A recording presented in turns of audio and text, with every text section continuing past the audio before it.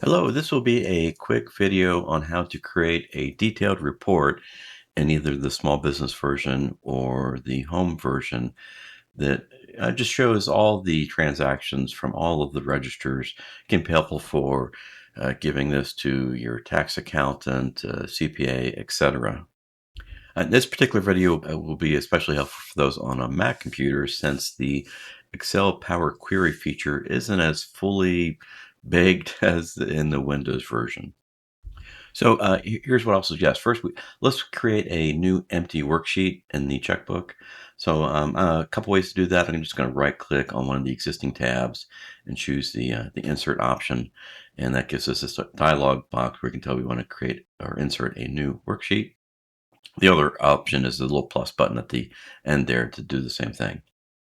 Okay, you probably want to give this worksheet a new name. So I'm going to do a right click on that, choose rename, and I'll call it something a little different from my previous one. So I'll just call it detailed report. Next, we're going to go to the existing report screen. And here in the existing report screen, we're going to click just one time in any one of the cells of this. It's a pivot table. And as long as we've clicked into one of the cells of this table, we should see the menu choice for Pivot Table Analyze. And under this screen, look for the select button. Underneath the select button, there's a choice for entire pivot table. So after selecting the entire pivot table, we're going to copy it to a clipboard.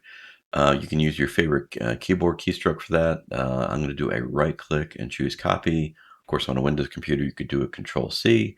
Next, we're going to go back to this new empty worksheet. And I'm going to intentionally skip a couple rows down, maybe even skip at least one column. And do my paste. Now Excel's telling me I can either press the enter key or choose paste. So I'll just go ahead and press my enter key. And I now have a copy of that existing pivot table. And this pivot table is connecting to the Power Query that has full access to all of the registers. Okay, now we're going to go visit the Pivot Table Analyze menu choice. Make sure that you have clicked into at least one of the cells in order to see that menu option. And next we're going to click on this field list button. So if you already have this panel showing up, of course you don't have to do that, but this is a toggle that does hide and show the field list panel. All right, next I'm going to start to undo much of the configuration of the copied pivot table. And what I find easiest usually is to click, hold down, and drag these particular things out of the areas that are here. So for example, I do not want month or year in the columns. So I'm going to click, hold down, drag up to here. You'll see a little X appear and then let go. So I'm going to do that for both of those items. Also going to get rid of the payee in the filters box, and I'm going to get rid of type in the rows. So at this point, all I have will be category and amount appearing. Now, what I'm after is, I want to see the date. I probably want to see register, totally optional. You can decide that. I want to see the payee description. I probably want to see my memo column, category, debit amount, credit amount, and then optional as to whether or not you just see this transaction amount column.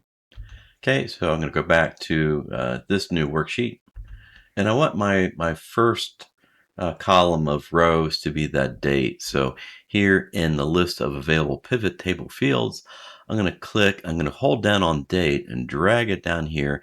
Now it's really important where I position before I let go of my mouse. I want to see that little green line right there. I want it to be above category before I let go of my mouse. Go ahead and let go of my mouse now.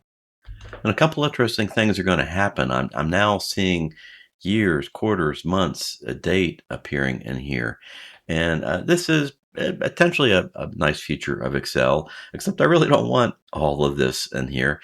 So I'm now going to unselect some of these things. So I can either drag these out or here in these top lists, I could also just uncheck. For example, I don't really want to see quarters in there. I don't want to see months. I'm going to just drag that up to there. Now, as far as the years go, a couple options. I personally like being able to have that in the filter box. So I'm dragging that from the rows area to the filters box, and that'll make more sense here in a moment. Now, so far, this is looking kind of odd. So there are a number of design changes that we want to make to this. So we're going to go visit the design menu. And here in the subtotals, I want to make sure that it's not showing subtotals. I'm going to click that choice.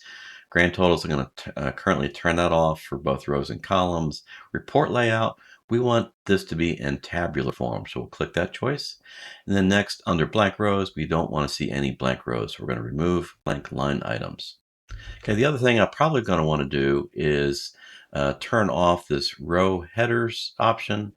And also, if I turn off column headings, it's kind of looking funny there. So instead, we want to go back to this pivot table analyze choice and make sure that field headers is turned on so that you actually see your headings for these things. Okay, so we're getting closer to the desired end result. Of course, now this date column is pretty wide, so I might grab that little seam there and shrink it down a little bit. Now, depending on whether or not you want to see the register in your report, scroll in your list there and decide whether or not you want that in your report. So if I click, hold down, and drag it, perhaps right underneath of date, I now have the register appearing right there. I might resize that a little bit. Okay, I would like the payee description. So I'm going to click, drag that down so that it's after register. Let go there. Okay, decide if you want your memo column in there. So I'm going to click, drag that, have it be after payee before category. And next, I'd prefer to have separate columns for the withdrawal versus the credit. So here in the list, we've got withdrawal debit. I'm going to click, drag that over to the values area. I'm going to put it before that existing amount box. And then also for the same thing for the deposit credit one, click, drag that, decide where, do I want it before or after the sum withdrawal. Now, currently, those columns are really wide because of this lengthy column heading. So I'm going to click up there and actually just retype the column heading I want. I'm just going to call this one debit. So I am just, clicking in there and just typing in my new column heading. Now these columns are pretty wide, so I'm going to shrink those down a little bit. My amount column might be a little too narrow. The other thing you may want to do is reformat this. So if my mouse is just above the words, you'll see that black arrow. So I'm going to click, hold down to select all three of those columns, go back to my home menu and choose maybe the accounting style number format or just the generic currency format, whatever your preference might be.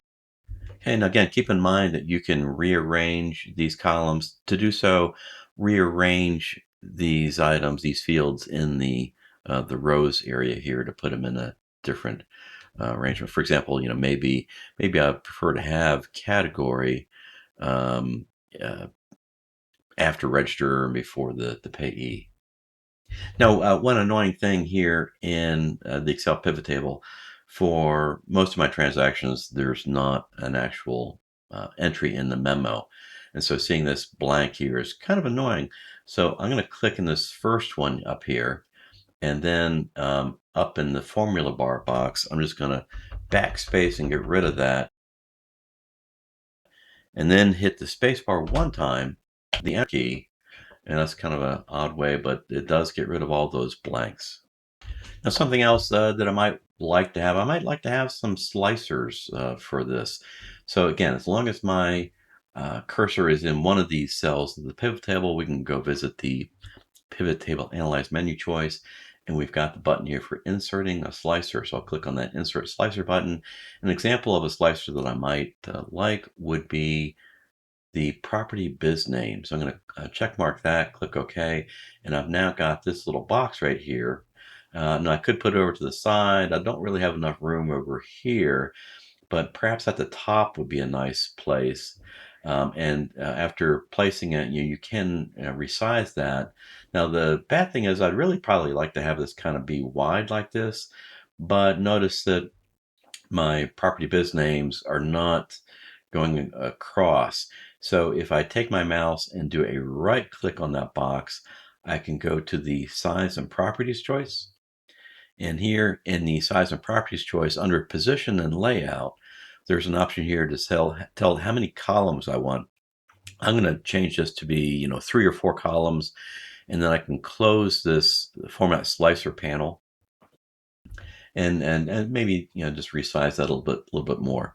So the benefit to this is that I can now make sure that I'm only looking at a particular property business name for my transactions. Now you could do the same thing for the year column. Now right now this is set up as a filter option for the year. So it's there in the filters box. Alternatively, I could also just turn that into a slicer if I wanted. So, again, I could go to the insert slicer, pick your date, and have that be an available button as well. But I'll just going to stick with this. So I'm actually going to delete that slicer that I just added. Okay, so now that I've got this detailed report, again, one of the things that I might want to do at the year end or a particular quarter of the year is I might want to give a copy of this to my tax accountant, CPA, etc.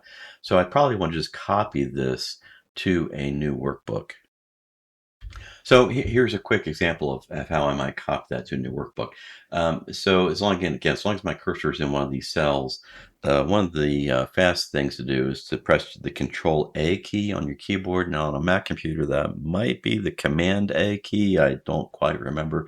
Here on a Windows PC, I'm going to hold down the Control A key. That has selected this entire thing. I'm then going to do a right click and choose copy, or if you use your favorite keystroke for that, click copy, and then I want a new workbook. So of course under file menu I can go to the new choice to get a new blank workbook. Okay, here my new blank workbook. I now want to paste. So again, I might want to skip a couple rows or columns and then either hit my paste keystroke, or as Excel is telling me here, select destination and press enter or choose paste. So I'll just go ahead and press enter. And there's my data.